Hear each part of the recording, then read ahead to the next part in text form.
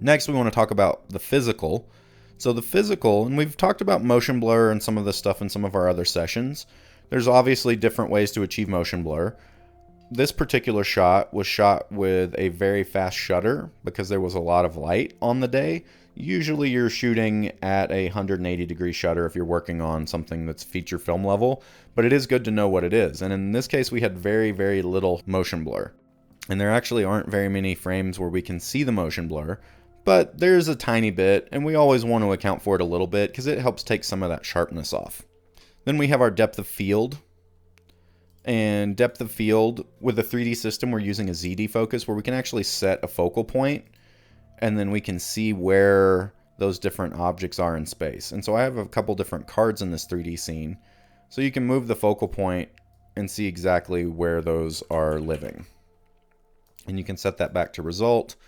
In this case, again, we were shooting with a pretty small aperture, and so there isn't a ton of depth of field, although there is a little bit. So we're contributing just a tiny, tiny bit of depth of field. We also talked about lens distortion. In this case, our lens is a pretty decent lens, and there isn't a ton of distortion. And our work is mostly in the center of the lens, which regularly has less distortion than the edges. A lot of times you'll run into lens distortion issues at the edge of your frame, or when things move completely out of the frame. In this case, we have very little sensor noise. We have very little chromatic aberration as it's a really sharp lens. So we're not really worried about the chromab, or not to the point where we actually need to introduce a node to it. Because sometimes you might have a little, but by the time you add grain and you add compression of what the final write out might be, some of those things might get lost in the wash. So now we're going to talk about some of the capture medium things to do here.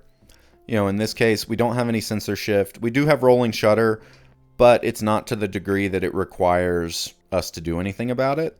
So we're not going to worry about it in this particular shot. If it was a really important shot, or maybe we had something moving quickly in front and we had to do some roto, then we are going to have to look at that rolling shutter and how we might have to address that. We do have sensor noise, and I'm using the Nuke grain. This is actually a grain tool that comes with Nuke, but I've modified it slightly. I've added a mask input because one of the things I like to do, a lot of compositing is hiding the seams. And one of the really easy ways to see a seam is to see where the grain starts and stops from a patch or a different element. So with this method, when we work additive and over, we have all of our new pieces coming together before they go to our plate. So that gives us a consolidated alpha channel for just our work. And what we can do with that is we can then dilate it out and blur it, and then we can pipe that back. We'll actually merge our images all together. And if you see here, we don't have any grain on our actual images. It's a little tough to see, but I'll play a couple frames and we'll be able to see that. So you can see we have some grain here. That's what we want to match. And grain changes. Each camera's a little bit different. What I've found that really works to help hide this is we use this dilate and a blur, and then we pipe it into a mask grain, and you'll get this node in the files as well. But it is just a simple grain node that I added a mask input at the bottom. So if you go into the group, I simply injected a mask input and a mask merge operation, and then added a box, a control knob to that tool. So we've added our grain, and what I'll do, and a good way to sort of test where your grain's living, is to really just bump up the amount so you can see it clearly. So I like to we'll go super big. So you can see I'm actually bringing that grain past my actual elements that I'm adding, and I'm having it feather off. And depending on the nature of the grain and how much you need, in this case, this isn't very noisy footage, so this is a pretty good fall off. It's pretty hard to see exactly what's going on, and that's what we want. We just don't want that seam to be visible. So if we take this back to 0 and we press play,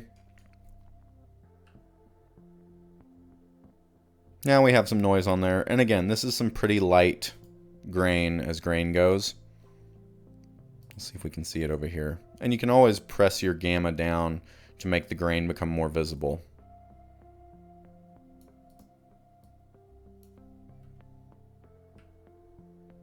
So here we can see the grain. And I'll turn this off. So that's what we're looking at. Pretty subtle.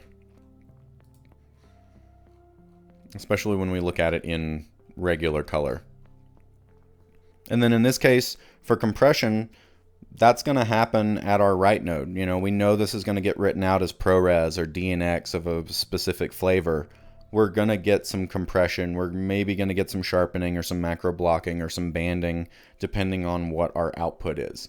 So it is also good to kind of be aware of that as you output things, because the actual process of writing it out does introduce these artifacts sometimes. So that's really the process of thinking about how to integrate things. This is a very high level, but it kind of gives you a way to approach something. The idea is really you want to mimic what's happening in real life to it.